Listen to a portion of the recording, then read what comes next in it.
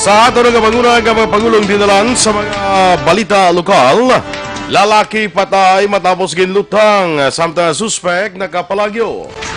Pasahero sang Roro nakuhaan sang 3 gramos sang shabu arestado. Sa balita nasyonal, health declaration card sa mga pasahero nagikan sa China, umpisa na sa pagpanagtag. Mga vlogger nga nagatinguha sa pagkato sa crater sang Bulkan Taal ginpaandaman sang Phoebox. Maayong aga Bacolod, maayong aga Balugabahin sang Western Visayas. Karon nga adlaw Sabado, Enero 25, 2020. Ang inyong news team, Aksyon Dorel Cabatu. Aksyon Boy Duran, ang mga balita lokal pagkatapos lamang sini.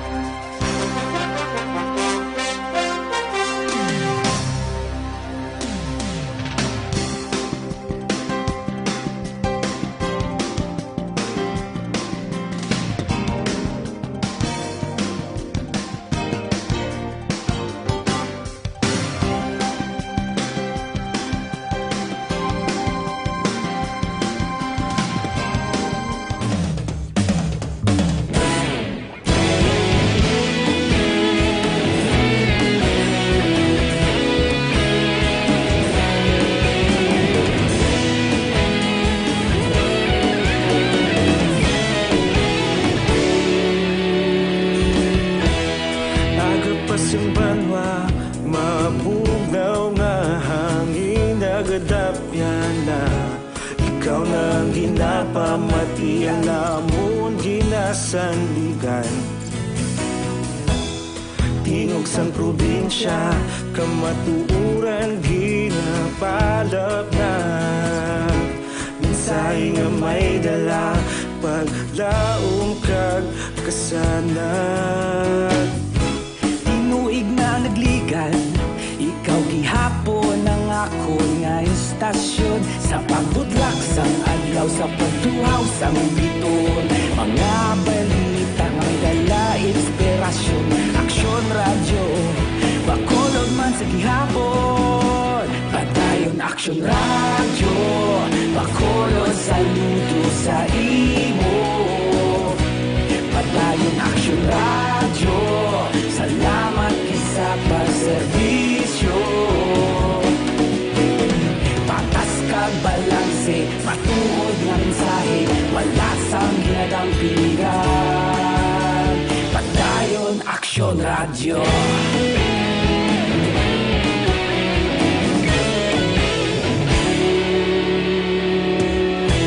Bacolod nun kag Negros sa nun. Balitang Bayan, Numero 1.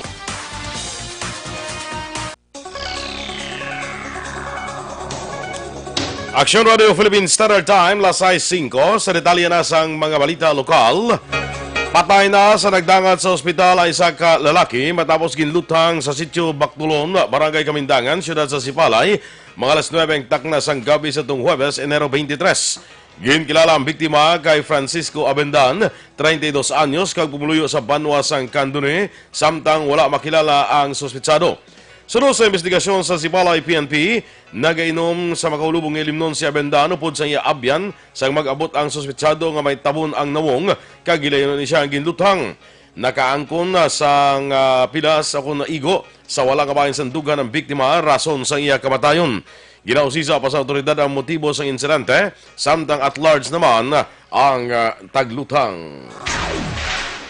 Nasa puwan ang isa ka persona sa Hacienda Biaren, Barangay Linaw, siyudad sa Kamankalan. Huwebes sang aga. Ang biktima, ang wala sang identity, tubtob sini nga tinion. Nagataas sang 5'5", ginabulubanta kag nagaedad sang 35 anyos pasaka. Nagasuksok sang 4 kasampaw sang bayo, 3 kasampaw sang jacket kag may tattoo sa dughan nga Pinoy Capiz 13. Sulo kay Master Sergeant Ricky Roger Toledo, Assistant Chief Investigator sang Kabankalan PNP, ang biktima may daan nga pilas sa hawak. Apang ginpakamayo nila nga pausisa sa medico legal, agod may baluan rason sa iya kamatayon. Ang biktima ang ginalegar may diferensya sa paminsaron. Arestado naman ang isa ka pasahero sa isa ka roll-on roll-off vessel matapos nakuhaan sang 3 gramos sang ginasuspetsuhan shabu. Ginkilala na dakpan kay Ike Brian Toledo, 41 anyos, taga Capitol Heights 2, Siyudad San Bacolod. Sunod kay Staff Sergeant Aljamar Estremos, ang Maritime Police, padulong sa Dumangas, Iloilo si Toledo, apang nakita ang shabu ang gin-check sa security guard on duty sa New Roro Terminal.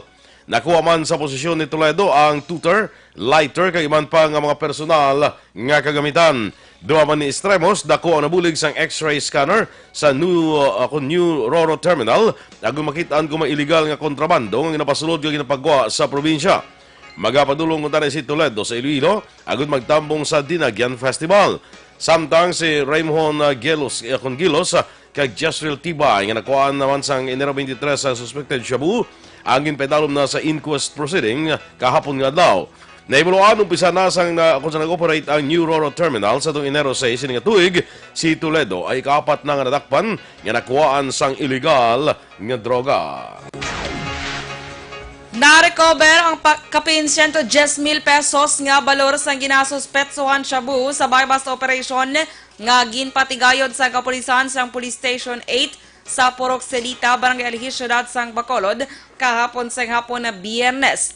Ang nadakpan ang ginkilala kay Roger de la Cruz, 34 anyos, ang Purok Riverside, Barangay Banago, Siyudad Sang Bacolod. Sunod kay Police Station 8 Station Commander, Police Major Charles Hever, nakabaton sa intelligence report ang kapulisan nga si De La Cruz ang nagadagdag sa illegal nga droga sa bagin sang Barangay Alihis, kag Singkang Airport. Dugang pa ni Hever, binulan pa lamang nga nagatiner sa lugar sa De La Cruz apang madugay na nga nagaduso sang illegal nga droga. Na-recover kay De La Cruz ang masobra 8 gramos nga ginasuspetsohan shabu kag 500 pesos nga kwarta. Preso karon si De La Cruz sa kustodiya sa Police Station 8 para sa nagakaigo nga disposisyon. Sa mga duwa paginaton nga mga balita lokal, ginpanundom ni NOCPO Director Colonel Romeo Balaro sa mga kapulisan sa probinsya nga likawan ang maghampang sang golf sa mga adlaw nga may mga duty sila. Suno kay Balaros, hindi siya magduha-duha nga i-report ang sinuman nga madakpan nga nagsupak sa mando sang mataas nga pamunuan sang kapulisan. Apang na obserbahan sang direktor, wala sila sang may nabaluan nga may mga pulis sa probinsya nga nagahampang sang golf. Ginako ni Balaros nga napahampang siya sang golf apang ginapasiguro nga sa panahon nga wala siya sang trabaho. Una diri 3 ka matagas nga opisyal sa pulis sa Region 7 agin pangkakas sa ila pwesto bangon darakpan nga nagahampang sang golf samtang may duty. Ginbalik na bilang hepe sang Victoria's PNP si Police Major Eduardo Corpus pagkaligad sa isa ka bulan nga suspensyon tungod sa kaso administratibo nga ginpasaka sa iya. Sunod kay Negros Occidental Police Provincial Office Director Colonel Romeo Baleros, ginbutang naman bilang hepe sang Kabankalan PNP ang nagbulos kay Corpus ng si Lieutenant Colonel Mary Rose Pico matapos na ginassign sa si Lieutenant Colonel Jonel Guadalupe sa NOCPO tungod niya siya magapungko bilang Deputy Provincial Director for Operations sa DPDO. Dugang pa ni Baleros si Guadalupe ang magabulos kay Lieutenant Colonel Alexander Ermeo bangod sa nag-file o kung nag-file ni sang early retirement sa masunod nga bulan. Kag sa bago lamang sulod nga balita, nakuha ang kapin 165,000 pesos nga balor sang ginasuspetsohan shabu sa bypass operation sa Police Station 2 sa Purok Tahong, Barangay 2, Siyudad San Bacolod, kay nasang tungang gabi. 5 ka mga persona ang nagkaladakpan, lakip na ang subject sang bypass operation kag ang utod sini. Ang managkaladakpan ang Musanday Joe Mark Amantillo, 37 anyos, Rogelio Amantillo, 36 anyos, Mary Jade Chua, 37 anyos, Leopoldo Ortiz, 66 anyos, kag Jimmy Pagunsan, 40 anyos. Sunod kay Police Station 2 Commander Police Major Sherlock Gabana, ang magulang Amantillo ang nag-surrender na sadto sa Uplantokang nga programa sang kapulisan apang liwat man sa gihapon nga nagbaligya sang illegal nga droga. Na-recover sa mga bypass operation ang 3 ka palaba, 2 ka magagmay, kag 1 ka medium, kag dako nga heat seal transparent plastic sachet sang ginasuspetsohan shabu tanan ginabulubanta, nagabugat sang 11 gramos, 1 ka cellphone kag kwarta. Preso karon ang mga nagkaladakman sa custodial facility sang Police Station 2 para sa nagakaigo nga disposisyon. Aksyon Radio Philippines Standard Time, lasais 12. Sa mga problema naton sa bukol nga nagatubo sa aton nga lawas, sistema na kung tumor, hindi na pagpadugaya, hindi pagbabayi para hindi na magmalignant. Maginom na sang Santon Plus Herbal Capsule. Suno sa mga eksperto, ini Santon Plus Herbal Capsule, makatunaw sa mga breast cyst, myoma, bukol sa ovary, bukol sa baga, goiter, kag iban pa. Ginabuligan pa sa Santon Plus Herbal Capsule ang inyong lawas para nga hindi matubuan sa mga bukol, cyst kag iban pa nga mga balatian. Santon Plus Herbal Capsule, garantisado may alibyo. Mapakal sa mga butika, tag 12 pesos lang. Bisitahin man ang Alternative Medicine and Wellness Center sa may Dalan Arnaiz at hubalan sa gate sa Paglaom Sports Complex. Tabuk sinayara dira ang Alternative Medicine and Wellness Center. Pangita lang si Doc Ramel Uy para sa libre nga check-up. Kag ang Santon Plus Herbal Capsule pwede na ma-deliver sa inyo balay pagi sa pag-order online sa www.kalusuganyan.ph o magbisita lang sa Kalusuganyan Facebook page. Health Declaration Card sa mga pasahero nagikan sa China, umpisa na sa pagpanagtag. Samta mga vlogger nga nagatinguha sa pagkanto sa crater sang Bulkan Taal, ginpandaman sang Fibox. Ang mga balita nasyonal sa pagbalik sang Aksyon, Balitang Bayan, Numero 1.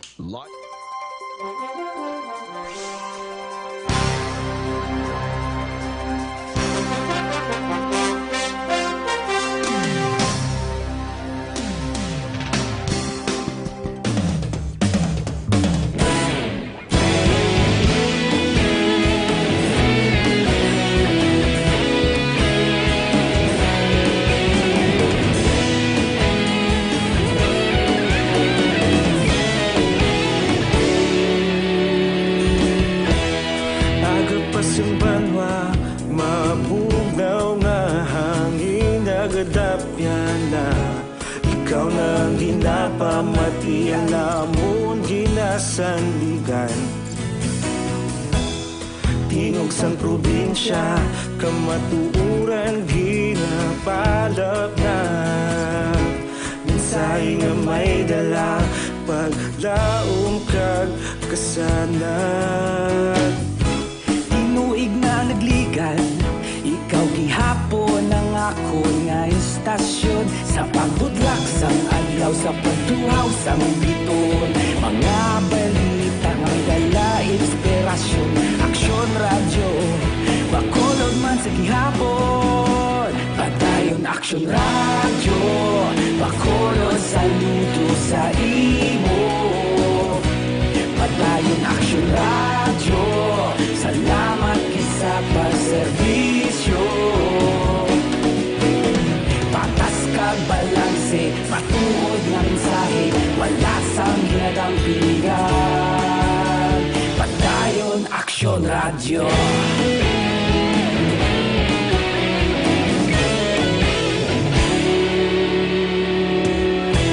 Pagkulong nun kag negosanon, inyong pamatian.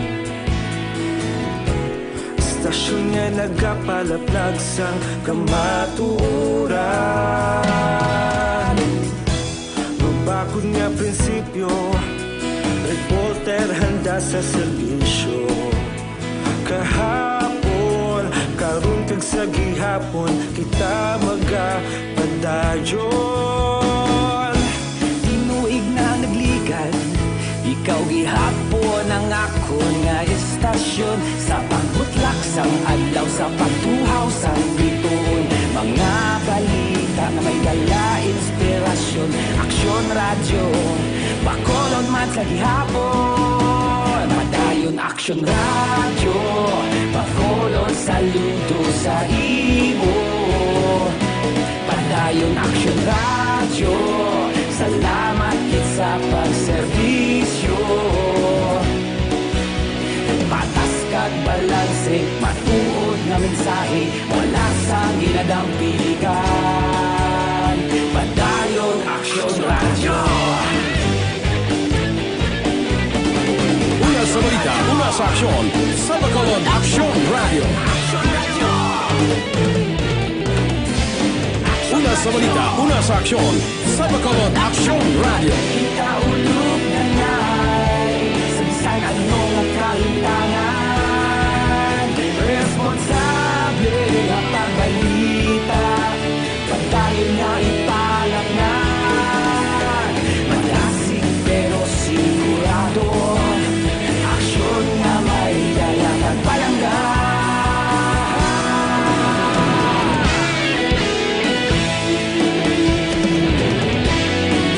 Ang Santon Plus Coffee Mix aton nga ginarekomendar sa inyo. Kape ni nga hindi lang mo ma-enjoy ang aroma sang manamit nga kape. Makabulig pa sa imo ikayong lawas. Kaya ning Santon Plus Coffee Mix, himo ini sa Santon, soya kag malunggay kag iban pang medicinal herb. Nagabulig ini panubo sa aton nga bad cholesterol, nagatinlo sa aton colon ug kuntinae, likaw kita sa colon cancer. So sa aton kape, diri kita sa makakape ka na, makabulig pa sa imong ikawing lawas. Ang Santon Plus Coffee Mix, may kape ka na, may bulong ka pa. Kag pwede ninyo na ipapadeliver online, ako mapadeliver sa inyo balay, paagi sa pag-order online sa www.kalusuganyan.ph o magbisita lang sa Kalusuganyan Facebook page. Aksyon! Balitang Bayan, numero 1. Aksyon Radio Philippines Standard Time, las 6:18, sa detalye na sang mga balita nasyonal. Pag-aumpisa na ang pagpanagtag sang health declaration card sa mga pasahero gikan sa China bilang tikang kontra coronavirus. Sunod sa Manila International Airport Authority, ang mga personnel sa Bureau of Quarantine ang magakolekta sa mga card nga dapat sulatan sa mga pasahero. Sa kopya sang health declaration card gikan sa MIA, kalakip sa mga dapat ideklarar sa pasahero ang ilang kumpletong ngalan, nationality, birth date, date of arrival, kag flight number. Kinahanglan man nga sabton ang mapamangkot kun bala, naka-eksperyensya ang pasahero sang masakit sa tilikdan nga 30 kadlaw, o kung sa nakaligad nga 30 kadlaw, kag ano nga malugar ang ilang nakadtuan sa nakaligad nga 30 kadlaw. Gina-require man ang mga pasahero nga sabton kung din silang hotel magatiner, seat number sa aeroplano, address sa Pilipinas sa tuyo nga mapadasig ang pag-trace sa ila kung kinahanglanon. Bantayan sa Department of Health ang masobra 500 ka mga Chinese nationals nga nagapabilin pa sa Aklan nga nagalin sa Wuhan City. Suno kay Health Secretary Francisco Duque III, magapakigangot sila sa mga airport authority agud matrace kon sa Boracay lang nagkadto madumuluog o kon may iban pa nga lugar nga ginkadtuan. Dugang paniduke ginpasiguro nila nga nakabantay ang Bureau of Quarantine sang nag-abot sila sa Calibo Airport. Importante suno kay Duque nga may baluan ang ginpadulungan sa mga dumuluong in kaso kinahanglanon sang DOH nga magpatigan sang contract tracing. Una nga ginpahayag sang Civil Aviation Authority of the Philippines nga mayara sang masobra 500 pa ka mga dumuluong ang yara sa Aklan. Sa ribaluan nga nag-abot sa Calibo International Airport, ang nasambit ng mga Chinese nationals antes pa man, ginpatuman ang suspension sa mga biyake gikan sa Wuhan City. Apang sunod naman sa kaap, umpisa kahapon o kung tubtub subong Biyernes, igabalik na sila sa Wuhan City. Nagpandam ang Philippine Institute of Volcanology and Seismology sa mga vloggers nga hindi na magtingwa pa nga magkadto sa crater sa naglupok nga bulkan Taal. Una nga naglaptang video sa isa kalalaki nga nagatsinelas nga nag-vlog sa ibabaw sang bulkan. Sunod kay PHIVOLCS Director Renato Solidum, delikado ang pagpalapit sa danger zone, labi na nga hindi paluwas nga magbalik ang mga residente bangod sa posible paglupok sang bulkan. Ginpaatag ni Solidum nga delikado na sa kabuhi sang tao ang mga steam-generated explosion o kon phreatic eruption. Nanawagan si Solidum sa lokal nga gobyerno nga sawayon ang mga residente nga hindi magpalapit sa bulkan. Ginumpisahan na sa gobyerno sa Pilipinas ang pagproseso sa pagbasura sa Visiting Forces Agreement sa US base man sa mando ni Presidente Rodrigo Duterte. Suno kay Presidential Spokesman Salvador Panelo, ginpaibalo sa iya ni Foreign Affairs Secretary Teodoro Locsin Jr. nga ginumpisahan na nila ang proseso sa pagbasura sang VFA isa ka adlaw pagkatapos ang paandam sang presidente nga ibasura ini kasunod sang report nga gin-cancel ang US visa ni Senator Ronald Bato de la Rosa. Napagwa man sa nga pahayag si Locsin sa Twitter sa diin Ginsaad nga siya kag si Defense Secretary Delphine Lorenzana ang nakabuligay sa pagproseso pagi sa pagpahibalo sa Senado bungod isa ini ka treaty sa Pilipinas kag executive agreement naman sa bahin sang Estados Unidos. Si Locsin kag Lorenzana ang nagapungko nga chairperson kag vice chairperson sa Presidential Commission on Visiting Forces. Gintawag sang grupo nga Gabriela nga binata-bata kag insulto sa mga biktima sa mga soldado sa Estados Unidos sa Pilipinas ang paandam ni Presidente Rodrigo Duterte nga pagbasura sang Visiting Forces Agreement o kon VFA bangod sa report nga ginkanselar ang visa ni Senator Ronald De La Rosa. Sunod sa Gabriela, dapat ginbasihan sang presidente sa pagbasura sang VFA amo ang mga ginbiktima sa mga soldado sa Estados Unidos, partikular na ang natabong ang pagpatay sa trans woman nga si Jennifer Laude, sa din ang suspetsado amo si U.S. Marine Lance Corporal Joseph Scott Pemberton sa tuwing 2015. Ginin sa sterpa sang Gabriela ang VFA kag iban pa nga one-sided military treaties ang dapat ibasura bisan pa nga hindi mabalik ang visa ni De La Rosa. May diretso naman si Presidente Rodrigo Duterte nga basura ang Visiting Forces Agreement kon VFA sa tunga sang Estados Unidos kag Pilipinas nga hindi na maglabay pa sa deliberasyon sang Senado. Sulo kay Presidential Spokesman Salvador Panelo, isa ka executive agreement ang VFA kabangdanan nga yara kay Duterte ang desisyon sa mga bagay. Una diri nagpandam si Duterte kay basura ang VFA matapos ang report nga gin-cancel ang US visa ni Senator Bato de la Rosa. Patag pa ni Panelo, klaro nga pagpanghilabot sa isyu sa Pilipinas ang ginahimo sa Estados Unidos kabangdanan nga diretso sa presidente nga aktuhan ang amo nga problema. Ginatun na naman sa Department of Justice ang proper procedure sa pag-terminate sa Pilipinas ang Visiting Forces Agreement sa Estados Unidos. Sunod kay Justice Secretary Menardo Guevara, ginmanduan lamang ang DOJ nga tun-an ang proper procedure sa pag-terminate sa VFA nga sa karon amo na ang ila ginahimo.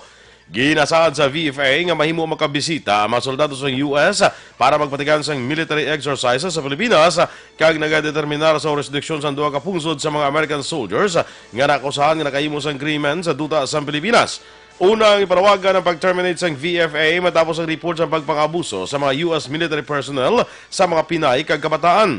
Kalakip sa mga kaso ang natabo sa tuig 2015 nga pagpatay kay Jennifer Laude ni Private First Class Joseph Pemberton sa US Marine Corps kag paghimulos kay Nicole ni US Corporal Daniel Smith. Sa mga dugang balita national, nakikita si Presidente Rodrigo Duterte sa pamilya sang overseas Filipino workers nga ginpreso sa Bahrain matapos makapatay sang Pakistani national. Sunod sa Malacanang, ginpangunahan sang presidente ang send-off para sa pamilya ni Roderick Aguinaldo sa Villamor Air Base sa siyudad sang Pasay antes pa magbiyake sa Leyte agud maghatag sang benepisyo sa mga nagbalik sa sabak sang gobyerno nga mga anay rebelde.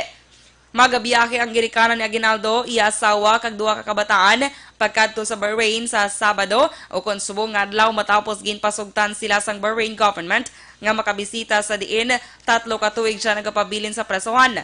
Dugang pa sa Malacanang nagpangkayo sang bulig ang pamilya Aguinaldo kay Senator Bongo sa tung 2018 sang nagserbe pa siya bilang Special Assistant to the President. Ginmando naman ni Philippine National Police Chief Archie Francisco Gamboa nga kakasun sa pwesto ang sino man nga pulis nga badakpan kung bisan sa litrato nga naghampang sang golf. Sunod kay NCRPO Acting Chief Brigadier General Daybold Sinas, ginhimo ang pulis agud makatutok ang pulis sa ilang trabaho. Nag-apilar man si Sinas sa publiko nga magbulig sa kapulisan agud madakpan ang sino nga pulis nga naghampang sang golf sa oras sang ilang nga trabaho. Sa katapusan nga balita national, nagabot na sa pungsod Pilipinas ang 4 ka mga Pinoy halin sa Erbil, Iraq. Duha sa ilas ang biktima sa human trafficking. Sunod sa Department of Foreign Affairs o DFA, gin-endorso sa Interagency Council Against Trafficking ang duha para mabuligan. Umpisa ginpasaka sa Alert Level 4 ang Iraq, kagin patuman ang mandatory repatriation. Naglambot na sa 21 nagpauli sa Pilipinas halin sa Iraq. May duha ka rapid response team ang DFA sa Iraq para sa pagproseso sa repatriation sang mga Pinoy. Aksyon Radio Philippine Standard Time, las 6:27. Sa problema natin sa allergies, ang Mighty C, ang alkaline nga vitamin C, may mataas nga antihistamine properties.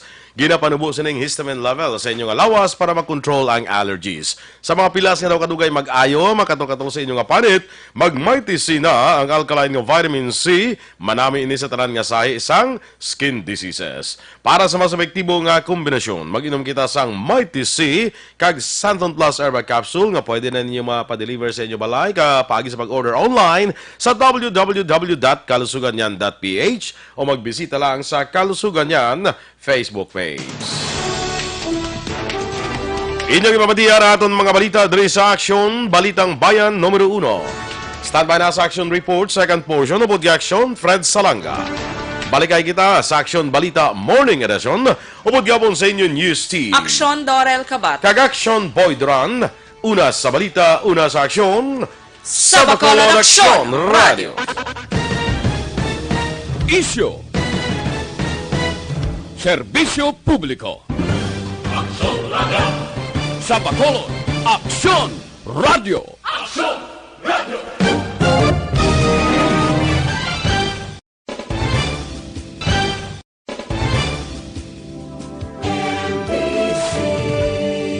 Manila Broadcasting Company. Sa balita. Komentaryo. Isyo. Serbisyo Publiko. Sa Bacolod, Aksyon Radio.